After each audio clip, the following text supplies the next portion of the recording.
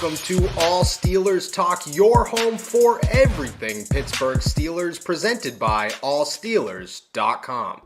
What is up, Steelers Nation? Thank you so much for jumping on to another episode of All Steelers Talk. I'm Noah Strackbine, joined every Friday by my main man, Derek Bell. The Pittsburgh Steelers are 2 days away from their final preseason game against the Detroit Lions here at Acrisure Stadium.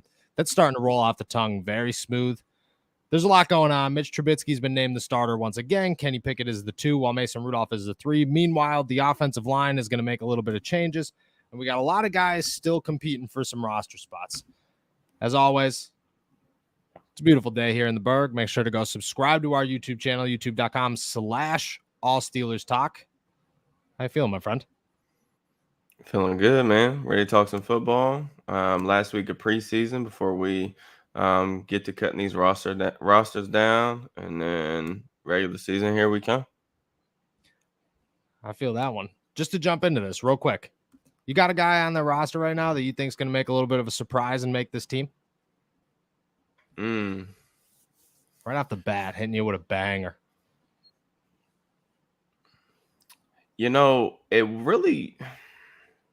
I mean, as far as like a long shot, like I feel like Rashad would have been the guy that I probably would have said last week, just because there is nobody else. Yeah. But now that he's kind of like, he got some work with the ones this week, I feel like that wouldn't be that big of a surprise anymore. Let me toss a name out there. What about, are you going to say Elijah Reilly? Yeah, maybe Elijah Reilly. Maybe. What about a guy like Tyler Vaughns? I thought about that too, and there is kind of a path for him to make it. And I think the path is, you know, he has another big game this week. Yep. Calvin going to IR would be the thing that I think does it for him. If Calvin goes to IR and they keep 6 receivers, that would mean that there's those 2 spots after Gunner for that 5th and 6th spot. And maybe they opt to keep him over a guy like Steven Sims or Miles Boykin. Now, obviously, I still think that that's not likely. Yeah. That situation could all play out, because I don't know that they necessarily would run him. I mean, Steven Sims basically started the first preseason game, so I don't know that they necessarily view him over those guys. But I think that there is a path, granted not a likely one, but there's a path. I think Tyler, in my opinion, is one of the locks for the practice squad, though. Like, I think that they really like him. He's played really well. Mm-hmm. Do you think he gets picked up? Do you think there's a worry? Because in my head, I agree with you that he would be a name that they'd call up maybe over Steven Sims for a 53-man spot once they put Calvin on IR. But do you think that if he hits waivers, has another big game against Detroit, hits waivers, you think he gets picked up somewhere? Yeah, I mean, that's always possible. You always run that risk, and that's just kind of the nature of that decision. I don't know. I mean, you're gonna have to expose some people to that process, because you can't keep everybody. So no, yeah. Do I think? I mean, if you're gonna lose somebody like that, a depth piece, I think you would probably prefer it be at receiver, because they are, you know, really deep. They got 3 starters that are already kind of entrenched. They got several other guys that are probably going to make the roster that are competent, and then they're even going to cut guys potentially like a Tyler Vaughn, Steven Sims, Miles Boykin, who I think are at least, you know, 53-man players. You know, Tyler was a kid that I really liked at USC. You know, they loved him there, and you know, I'm happy that he's played really well here when he's given the chance to. I think it's an awesome thing, because we know that a lot of these guys, like, their NFL journeys will come to an end like this week. I mean, a lot of these guys that are going to get cut, there's going to be 1,000 players that's going to get cut in the next, you know, over the next week. But, you know, Tyler's always going to have that moment of catching that Kenny Pickett, you know, game winner in the preseason. I mean, that's a pretty cool story that you'll get to tell your buddies about, you know, 10 years from now, regardless if he makes it in the league or not. So I agree. I think that Vaughns is a guy like, you know, I don't think the Steelers are going to lose sleep over if somebody else picked him up on waivers, but I think he's definitely a candidate to watch once waivers hit, especially if he has another big game. I think he's earned a place somewhere. You know, you're going to get a team that doesn't have very deep wide receivers that are just looking at him like, okay, or a team that doesn't have a punt returner. And then they're like, oh, okay, well, this guy could do both. And he's looked okay. Maybe he's got a spot. I think Steven Sims is that same boat right there. The difference is Steven Sims is 4 years into the league, so he's a little bit older. I think those are two guys to watch, though. Meanwhile, I think Miles Boykin, somewhat of a lock to make the roster, just because I'm not sold Justin Lane's going to make the roster, and they need a gunner, and I think he's the next option at gunner. We got a lot of comments already going on here. We'll start with Benny Snell. There's a lot of stuff about Benny Snell here. The Steelers finally cut Benny Snell. Do you think there's truth about that? Or I think the better question here is, do you think the Jaylen Warren hype has died off enough to where Benny and McFarland are probably back into a safer spot? I mean, we'll see. I think we're still to the point. I think Jaylen has a good shot to make the team, but I'm not ready to say that Benny is going to be cut. Do you think Anthony McFarland's going to get cut? I think he could be. That's the thing. I mean, we need to see how this last preseason matchup goes. Tomlin alluded to production being a part of that. Benny scored a touchdown last week. He had a nice tackle on special teams. None of them ran the ball last week because they couldn't move the line of scrimmage. So, and that obviously, in my opinion, hurts Jaylen more than it does the other two. I think it hurts a new guy that's trying to establish himself, and get a lot of exposure to the coaching staff over guys that have already been here, and we kind of know what they're capable of. And I think that's what the fan base is frustrated with Benny, is there's no upside there, because at this point, entering year 4, we know what he is. He's mostly a special teams contributor, where there's a lot more intrigue over a guy like Jaylen Warren, because we just don't know as much about him. So will the offensive line be good enough for him to get a chance to show what he can do toting the rock? I don't know that. No, the answer, you do know. You know the answer is no. You know the answer is no. They're not, especially if Chooks doesn't play. It's going to be really, really, really, really rough. I think the Warren hype has died down a little bit, just like within the organization. But at the same time, I don't think that he's worked his way out of the roster. I think he's very much so there. What about Derek Watt? Do you think Derek Watt is a safe lock to be on this 53 man? I do, but I did find it interesting that he's starting to work with the fullbacks. What do you mean? Oh, that Connor Hayward's starting to work with the fullbacks? Yeah. He's playing more fullback now than he's ever played, actually. Yeah. That's got to say something. Yeah, I think that is that's certainly interesting. So I think he is a lock, but there are some guys from last year that I definitely think are on the outside looking in. I probably wouldn't put Watt in that category, even though he really hasn't played much.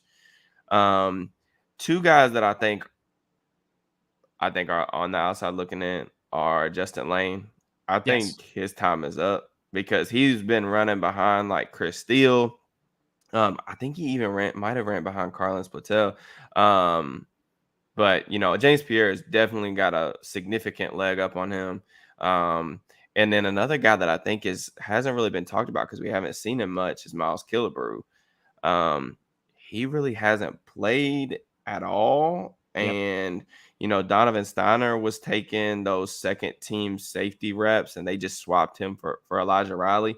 A guy like Killebrew is a tough one to he's kind of like Benny a little bit, where like he really doesn't have any value in terms of like playing offense, defense, but he's a really good special teams contributor. Yep. But when you're cutting down your roster, you have to figure out how many guys like that can you really keep. Yep. Like, for example, if you're keeping Gunner, who's really just a punt returner or has been throughout his career, if you're keeping James Pierre, who you're really just keeping for special teams based on how much he struggled last year at corner, you can only keep so many guys that are only going to participate like that. that you don't feel comfortable with on the field on offense, defense. So those If are some guys I think are on the bubble for sure. If this was 2 years ago, we wouldn't be having this conversation because the Steelers special teams was still building. But you got to think, I mean, just the guys that are special teams contributors alone, like that's their sole role in Pittsburgh. Derek Watt, Miles Killebrew, Marcus Allen. I mean, you could add guys, Benny Snell. At this point, it's going to be Trey Norwood's going to have a significant role in special teams. You're going to have Miles Boykin. You're probably going to have Tyler Vaughns or Steven Sims or whoever that other wide receiver is going to be. If I guess it would be Gunner. He wouldn't be a gunner. He'd be a punt returner, but still you have all of the depth pieces at outside linebacker. You got Mark Robinson and Buddy Johnson. There's just way too many names for them to be like, yeah, well, you know, this guy's great at special teams. We've hit the point where there's too many good special teamers, and it's good to have good special teams, but you got to start thinking about your actual roster. Killebrew's a name. I think Killebrew is definitely a name to watch because I agree. I don't think he's going to play a lot this weekend, just like the normal amount. And it's going to come down to, does somebody else make a play that's just like, okay, well, he's fine. He could fill that role. We can move on from Miles Killebrew. At the same time, you know, he is their best special teamer. So maybe that does hold some value compared to others. I think Marcus Allen, like I said, he's a name that I think is for sure on the outside looking in. I wouldn't be surprised if Watt's there as well either, though. Do you want to jump into some quarterbacks? Because Pittsburgh over here has any truth about Mason Rudolph to the Lions rumors. Right before we jumped on here, it came up that I think Ian Rappaport, I didn't see it, you saw it, was talking on NFL Network about how there's interest in Mason Rudolph from around the league. I would definitely believe that. Do you believe the Lions are one of them? I've been pushing all week. I think we should have made shirts. Mason Rudolph tryout game, and then on the back, it should have said, just send them home on the other bus. That's what it should have said on them. Do you think there's any truth to that? Yeah, I mean, I definitely think there's going to be interest in Mason league-wide, just based on, you know, there's still some teams out there looking for a backup. And really from the Steelers' perspective, I think it makes a lot of sense to not only listen to offers, but I think it makes a ton of sense to trade him. I know some people don't feel necessarily that way. They want to keep all three guys, but I just, from a financial and roster building standpoint, I just don't think there's any reason that you would ever keep a $4 million third string quarterback. Like, $4 million is a lot of money. They can save, I think, $3 million of that by trading or cutting him. I don't know if the $3 million is enough to cut him. No, you're not going to. He's definitely gonna find a home, and you can get value for him through a trade. So, I definitely think that. Detroit makes a lot of sense. No Jared Goff this week, per Dan Campbell. So their backups will have a chance to run with the starters for a half to see how they perform. Tim Boyle, I think, is going to get the start. If he doesn't play well, I would imagine that's going to only make them want to go out and get another guy even more. So if they can get, like, I know Rappaport, I think, prefaced that by saying if the price is right, they would be willing to, listen to an offer. I think if you got a 5th or 6th round pick for him, I'd still move him. Like, I don't think that, I think anything more than that, based on him only having a 1-year deal, and little upside really in terms of like development in the future, because he's a kind of a veteran now. I definitely think that's worth it for the Steelers.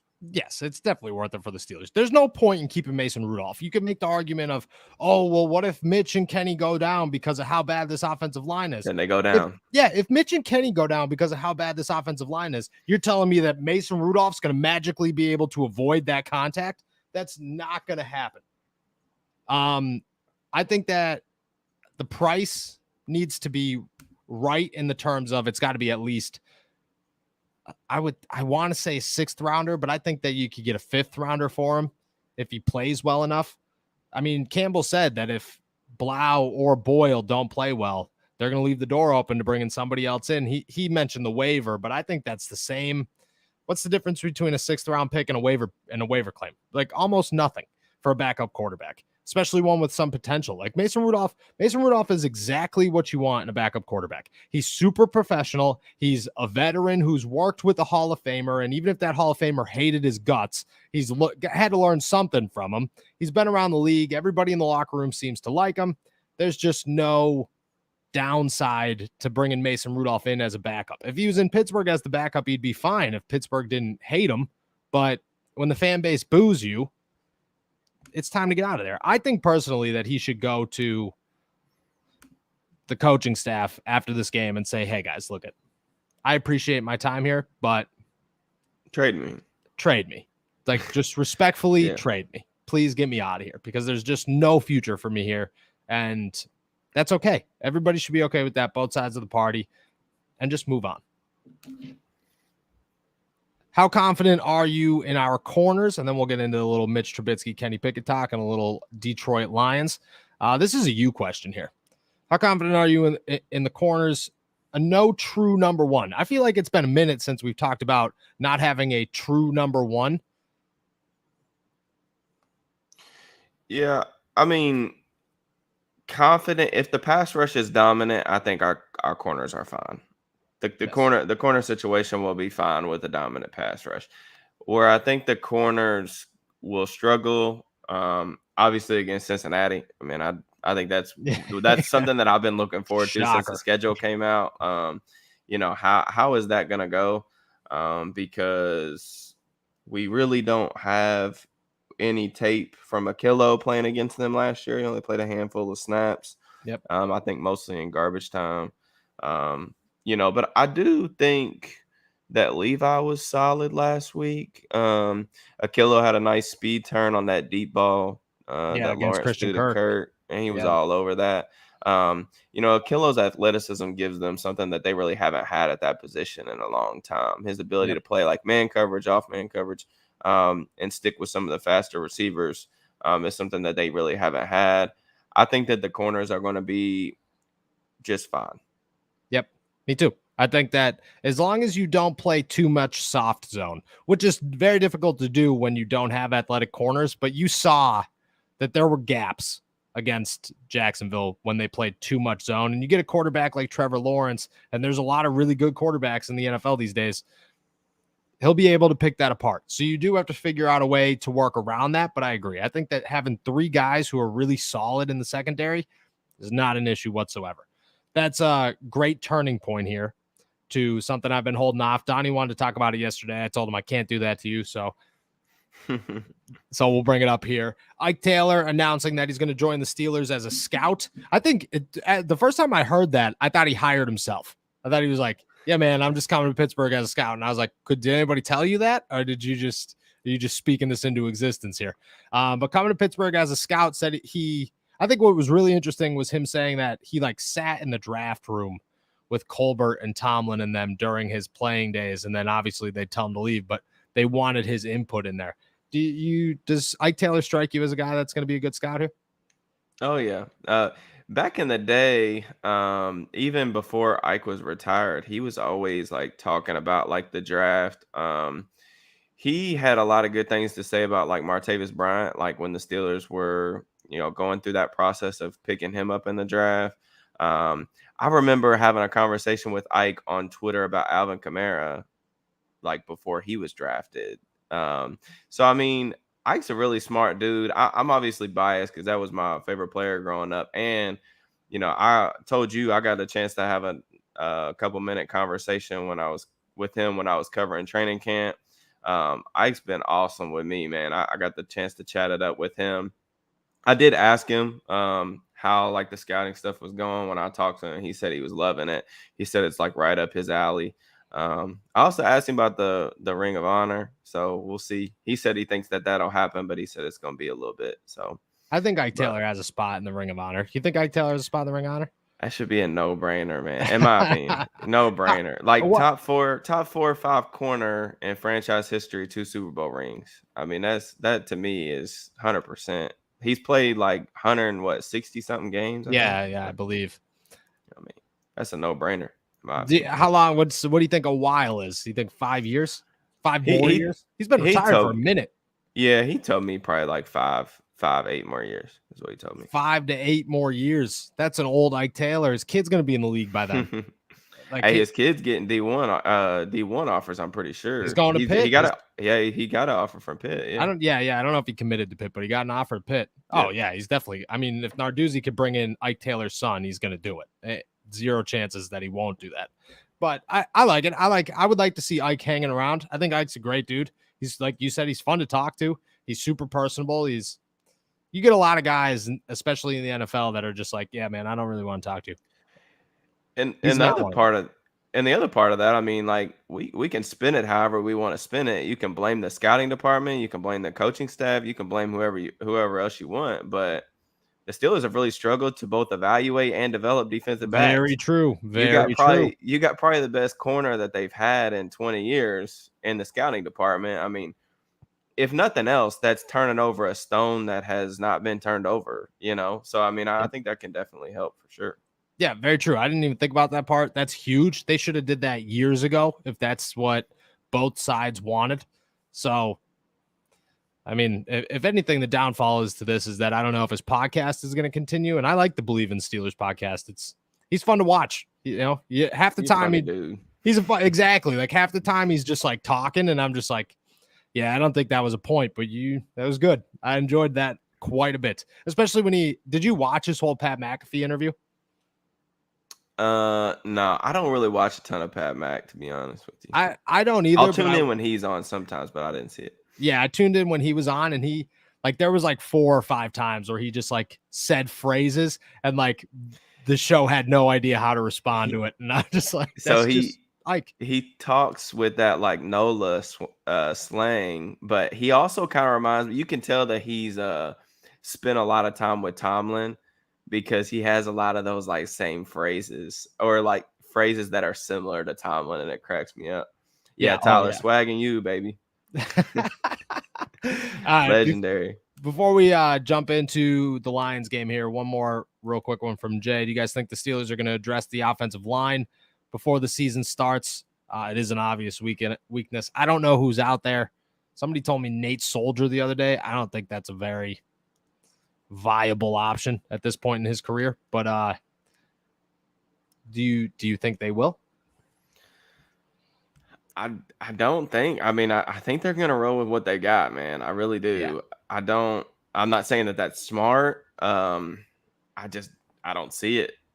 I mean, I look at the depth isn't really necessary. I mean, it is a problem, but they've got guys on the second string at least that have experience. Yeah. I was happy with what John LeGlue did when he was inserted in the lineup last year as a backup. I feel comfortable with him as a backup. I've even liked some of the stuff from Joe Haig. He has a lot of experience around the league. Joe Haig might have been their best offensive lineman last year.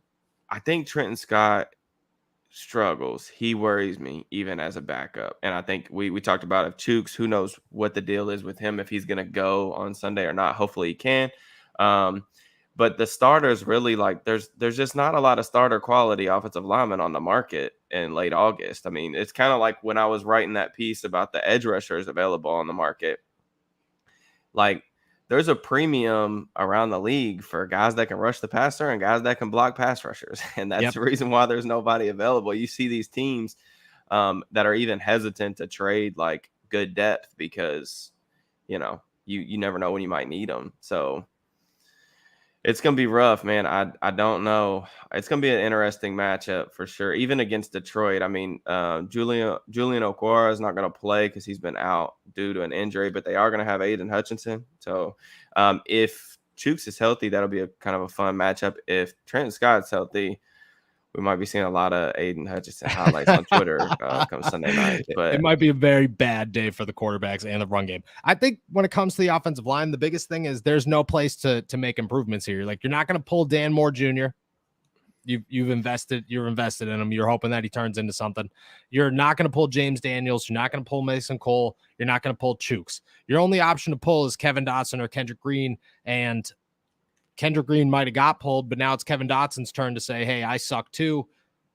At that point, you might make a move, but until that happens, I don't think there's anywhere to pull from. They're just hoping these guys click.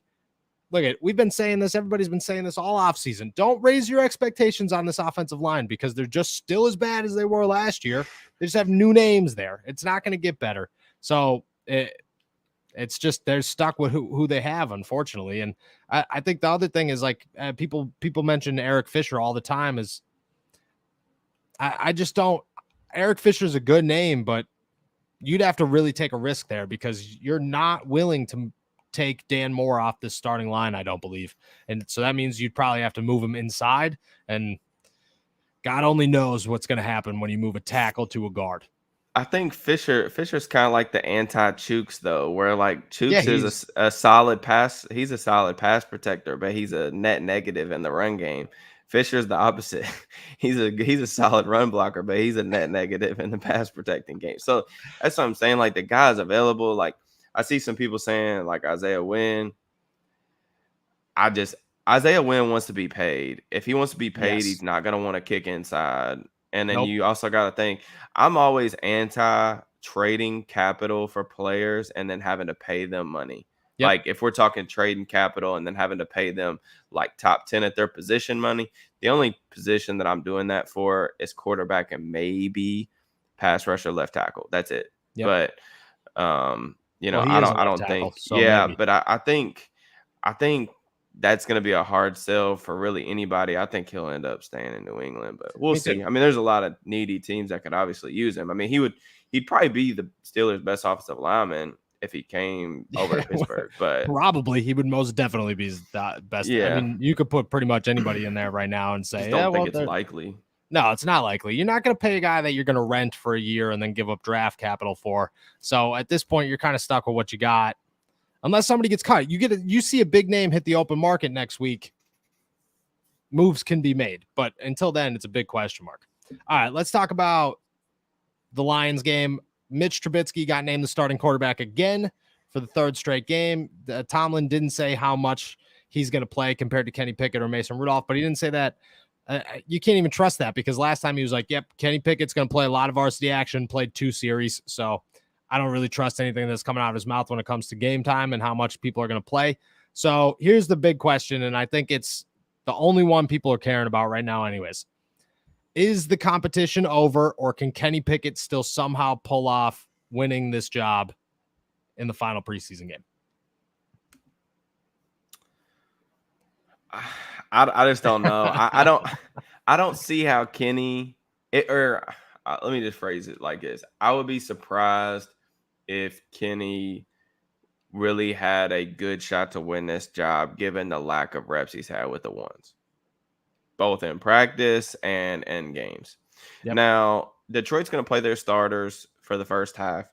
So maybe they give Mitch the first quarter, Kenny gets the next 2, and Mason can get the mop-up duty in the 4th.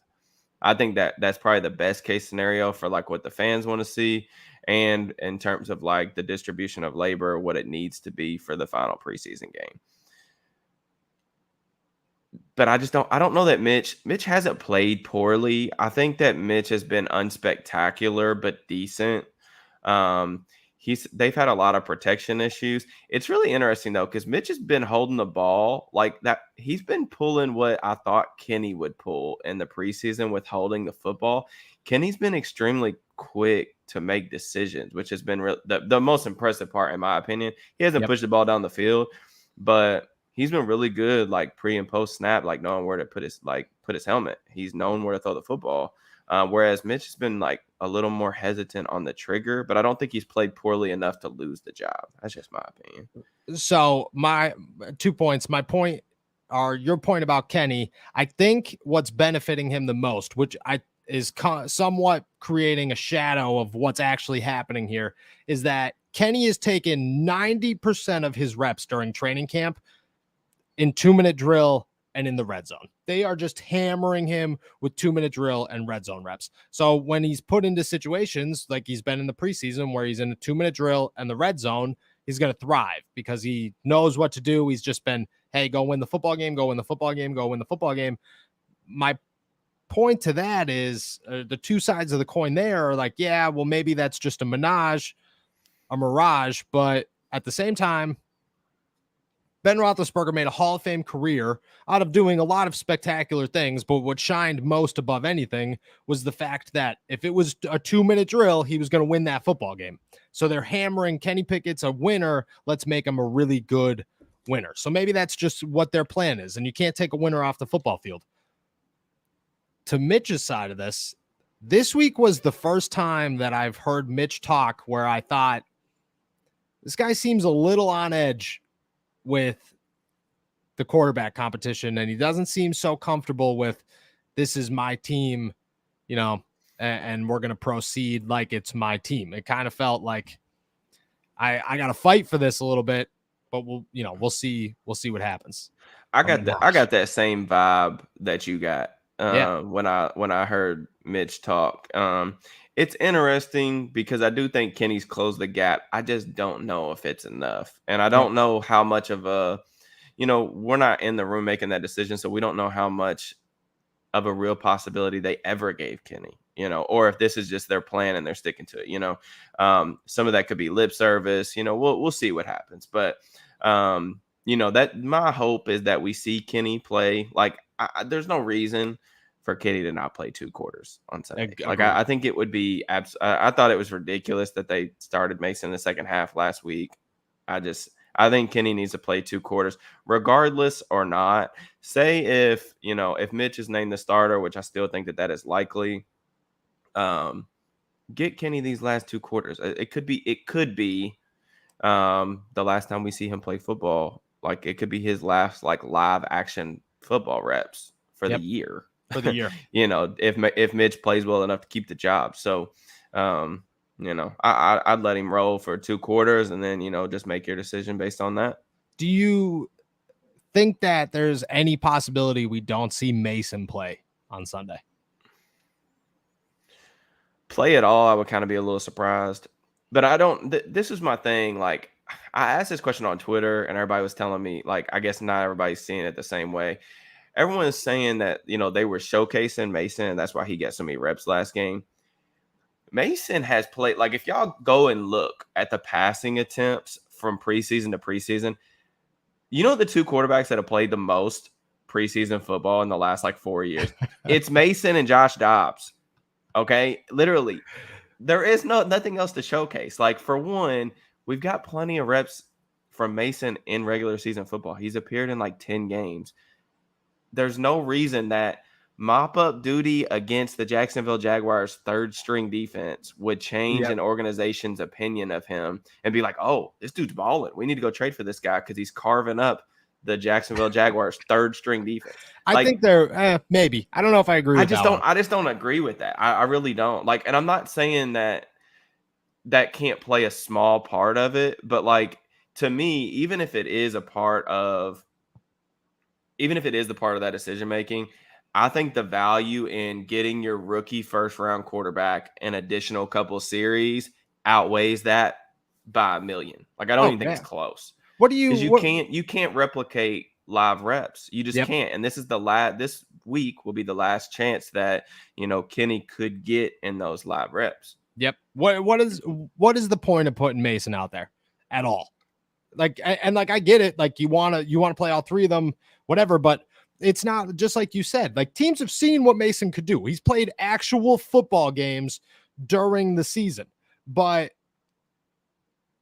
you're not gonna put him out there in the 4th quarter and say, okay, go try out for 32 other football teams. They've seen enough. They're gonna look at tapes against the Cleveland Browns. They're gonna look against tapes before he got hurt from Earl Thomas. What he's done in actual in-season games against starters in live reps. And there's plenty of tape out there for teams to say, okay, we know what we're getting with this guy. Let's bring him in here. This isn't a tryout game. Yeah. God, I don't know. Tyler, Tyler pays attention, man. Dobbs a preseason legend. Legend. And even before, and this has been going on for a long time too. Even before these 2 guys, you go back to Landry Jones. Ben really didn't need preseason rep. They didn't give him preseason reps. He would play 2 series at most every preseason. And then, whoever his 2 backups were got the majority of the reps. It's different. It's different now. I even think it's different in training camp when Ben was there, you know, you had more of like he was going to practice 2 days and 1 day off. This training camp's been different because like Mitch, he doesn't need a day off. He's not old, you know. So like he's still getting those reps, which means it's less reps for his backups. So I don't agree that we need to see Mason. If you want to let him play the fourth quarter, that's fine, whatever. But I just don't see the point in him playing. Like some people are saying he needs to play the second half for what? What benefit is that going to do for the Steelers this year or moving forward or ever? He's gone. It's not he's just gone this after year. this year, regardless. Yeah, never. It will never benefit the Pittsburgh Steelers. That's what I mean. If Mason doesn't play in this game, like it's shocking, and I agree with you. I would be surprised, but who cares? I would look at it and be like, well, that's a good decision. That was a great move by Mike Tomlin to let Kenny Pickett get as many reps as humanly possible before the preseason ends, because at that point, it's over. And I'll just go back to the point about the live practice reps or the live game reps over practice reps. Look, we can sit there and analyze every single throw that all of these guys made. We can chart the statistics, all this other stuff. Practice is different when you know that you cannot get hit. Okay. It's the same reason that all these people on social media are comfortable talking crazy out the side of their neck to all these random people across the world. They can say whatever they want because they can't get hit. It's the same thing when you're playing quarterback and you got, you know, this like bubble around you where the defenders know they can't hit you. You get in these games and you can actually take a shot. It's different. So like, that's why I think getting Kenny these reps is a good thing. Yep. I agree. Sometimes I wish, to your point, you know, I wish we could just all meet up. Everything that you said, you got an address with. I think that would be. Shoot, man. All right. Before we head out here, what are you looking for in this game? Obviously, the offensive line's a big one, so you're probably checking that out. But what when you gearing up, notepad out in this game, what are you looking for? Yeah, the offensive line improvement across the board, like specifically hand placement. I mean, that's something that I mentioned this. It's been well documented. I know Kazora did a good write-up on it as well, but Pat Meyer's big thing is making first significant contact at the line of scrimmage, even in pass sets, teaching more of an aggressive style, and they just are not doing that. And in particular, Moore, Green, and Dotson have all had like really poor hand placement all preseason, both in the run game and in pass protection. So that's something that I'm looking for. And then Mark Robinson, I really want to see I want to see him get more reps even than what he's already gotten. And I'm excited to see like if he can hold up in pass coverage. I hope that they challenge him a little bit in that regard. So he's probably the guy that I'm looking forward to seeing the most, that I think is going to make the team. We already talked about bubble guys early in the show, but yeah, I'm about Mark Robinson. I think this is an opportunity. I talked to Mark Robinson yesterday, 2 days ago, something like that, just one-on-one. And I straight up asked him, I was like, dude, if you week one came and you were a starter, you think you're ready? And he was like, man, it could be 5 years from now, or it could be tomorrow. I'm ready. And I was like, all righty. Sounds good to me. The dude looks good. The 6th round pick or the 7th round pick, my big thing with that is there's going to be really big hiccups once the season starts that I don't know if the Steelers are going to be able to overcome with the rest of that roster. So starting a 7th round rookie comes with major risks. Now I could see him playing a strong contributing role. I think he's already surpassed Buddy Johnson. So I am very interested to see that. I want to see Terrell Edmunds play in the box a lot. I want to see 3 safety sets where DeMonte KZ's in there, Minka's in there if Minka plays at all, and Terrell Edmunds play in the box. And I want to see if that works, because I think that's a solution for inside linebacker that the Steelers are just going to have to hammer and hope that it sticks. But yeah, besides that, I think I feel good about pretty much everything else. The offensive line is a big if, but everybody's going to be watching that. I'll say the last thing that I'm kind of looking for on the flip side of the trenches, I'm really looking forward to seeing what Rashed's going to be able to do. I think I know Detroit's playing their starters the first half. I'm assuming that that's going to include Taylor Decker and Penei Sewell. Detroit, in my opinion, has like a top 3 offensive line in football. Like I think like the only team that I think is better, that I think I like better than theirs, is Philly. But aside from that, like I think that they're up there with everybody else. So they have one of the best tackles. I think that tackle group is going to be special. They still got Frank Ragnow. They're True. solid across the board. Jonah Jackson. So I think, Rashed's going to get, if he does start, assuming he does, because Alex Highsmith hasn't practiced in a while, that's going to be a good showcase for him. If he doesn't do anything, that could signal and move for the Steelers that, hey, we got to go out and get a different edge guy. Yep. Especially with Highsmith's kind of availability a little bit up in the air, I guess, for week 1. Yeah, I agree on that one. I still think that either way, they're going to go out and get a third edge guy once somebody becomes available, if somebody becomes available. But I would expect, Quincy Roche's name's been floated out there as a possible cut. I think that they're going to go get an option. Yeah, Quincy Roche, dude, bring him back. I think that was a terrible decision, but, full circle, just like Josh Dobbs. It just is what it is. You move on and you bring him back. I agree with that one. I think it could be a very good display for him. Even Derek Tushka, but we've seen what we could get out of Derek Tushka. It's nothing great. I think before we go here, Black and Yellow Texas Steel has been slamming the Cam Sutton question. Not a Cam Sutton fan. What'd you see from Cam Sutton? He didn't look great in the zone, but that's what I mean. I think that was more Trevor Lawrence carving out the zone than it was the defense playing poorly. Yeah. No, Jacksonville has some good zone beaters built in. That sail route that Lawrence hit was disgusting when they was trying to play that inverted cover too. That was gross. I didn't think Sutton played bad at all. I don't really. I think that just expectations, I guess, depend on your viewpoint of Sutton. Or really any of the corners. Like if you're gonna look at them as like number 1 corners, then I think you're gonna be disappointed. If you take them for what they are, which is like number 2s, number 3s, playing behind a dominant pass rush, then I think that's exactly what you're paying for and what you're going to get. So I don't think Sutton's a guy that they need to upgrade no, necessarily at all.